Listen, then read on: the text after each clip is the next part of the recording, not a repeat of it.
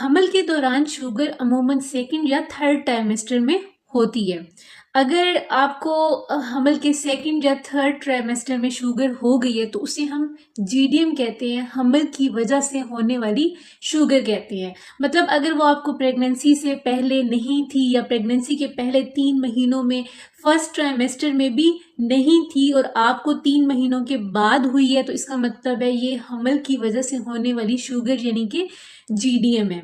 अब इसके लिए आपने क्या करना होता है, इसकी तशखीस कैसे करनी होती है? इसके लिए ये है कि आपने निहार मुंह अपनी शुगर चेक करनी है, खाली पेट शुगर चेक करनी है सुबह के टाइम।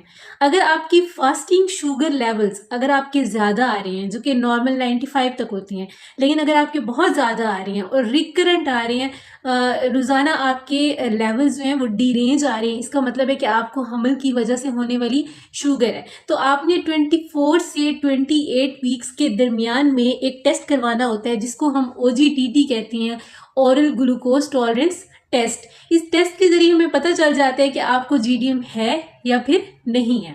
अब वो कौन से रिस्क फैक्टर्स हैं जो कि अगर मौजूद हैं तो आपको अपनी शुगर का रिकॉर्ड आपको प्रेगनेंसी में स्टार्ट से रखना है। कौन सी चीज़ें हैं जिनकी वजह से आपको हमल में शुगर होने का जो चांस होता है वो ज़्यादा होता है। नंबर 1, अगर आपकी फैमिली हिस्ट्री है, मतलब आपके पेरेंट्स में से किसी को शुगर जो है वो रह चुकी है, अगर आपको स्पेशली अगर आपकी मदर की प्रेगनेंसी में जीडीएम रूल आउट हुआ था, अगर आपकी मदर को प्रेगनेंसी में शुगर रह चुकी है तो आपके अंदर भी जीडीएम का चांस जो है वो ज़्यादा होता है। या फिर सेकंड नंबर पे ये चीज़ आ जाती है कि अगर आपका बीएमआई ज़्यादा है। बीएमआई क्या होता है कि अगर आपका जो वज़न है वो आपकी कद के लिहाज से ज़्यादा है तो भी आपको शुगर होने का चांस ज़्यादा होता है।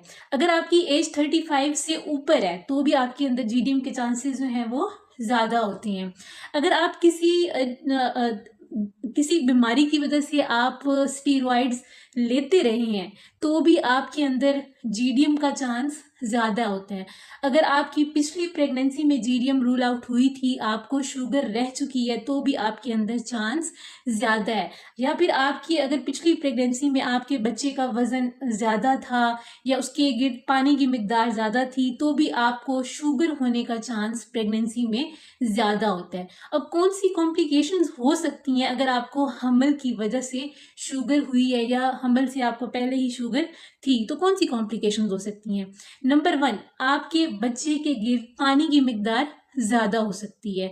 आपके बच्चे का जो वज़न है वो आम बच्चों की निस्बत ज़्यादा हो सकता है जिसकी वजह से नॉर्मल डिलीवरी में मुश्किल आ सकती है। बच्चे को नॉर्मली डिलीवर करना मुश्किल हो जाता है और केस जो है वो सिजेरियन की तरफ चला जाता है।